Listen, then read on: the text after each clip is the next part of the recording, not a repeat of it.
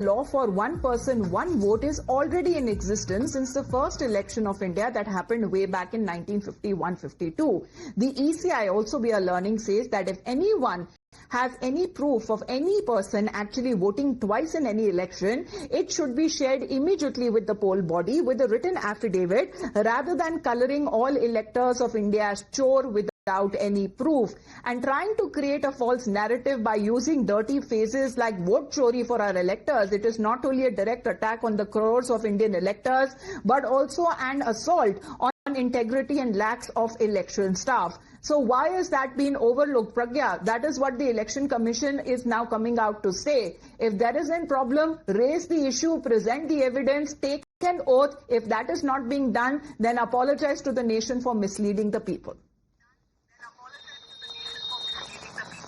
Absolutely, and Election Commission has seen various attacks from all the opposition parties, throughout the parliament session as well. And Election Commission has been time and again asking these opposition party leaders to come and meet them, and also if there is any grievance and if there is any complaint, there is a mechanism that they can explain to these opposition leaders. Having said that, it looks like that Rahul Gandhi of Congress has made it, as a movement against Election Commission. It looks like, and many in the Election Commission believes it looks personal to many of them, as they believe that Election Commission is working for the BJP and also the central government. However, having said that, Election Commission is saying, when you say that this is vote chori, these are some dirty phrases that you're using against Election Commission, and this is also, this narrative is also giving bad name to lakhs and lakhs of staffers who were involved in conducting election, throughout the country. In fact, Election Commission has been lauded for at various international platforms for achieving such a flawless, fair elections throughout the country with such a majority of people and number of voters as well. But it looks like that the opposition does not believe that particular, perception and also idea of Election Commission doing such a work. And in fact, not just them, there are teachers, there are government staffers that are also being roped in this conducting elections in various states and also Lok Sabha election. It looks like the whole opposition is also creating a narrative against all those government employees as well as what Election Commission seems to be suggesting and saying.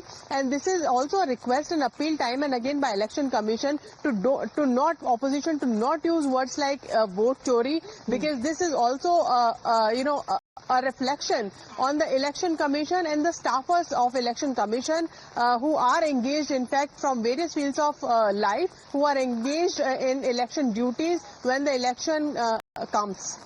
Right, and Pragya, as far as the matter being taken up in the courts as well as far as the Supreme Court is concerned, it seems to be building down when it comes to the narrative that is now being created by the opposition. So it is completely different to what is actually happening in courts and what the opposition is actually trying to do on the streets. You're absolutely right. In fact, this is a battle that opposition has waged against the central government and Election Commission. As central government has also been saying, many of the ministers have also said that the opposition is attacking all the institutions, constitutional institutions as well. These are the bodies that are the epitome of democracy. It looks like the democracy is under attack from the opposition, not from the government. But being an autonomous body, a constitutional body, such kind of phrases like vote chori doesn't suit as far as the Vipaksh is concerned, and that too only for gaining votes for coming to power in a particular state or at the center. For the moment, Pragya, thank you very much for joining in. Quickly getting you another update coming in from the Supreme Court, where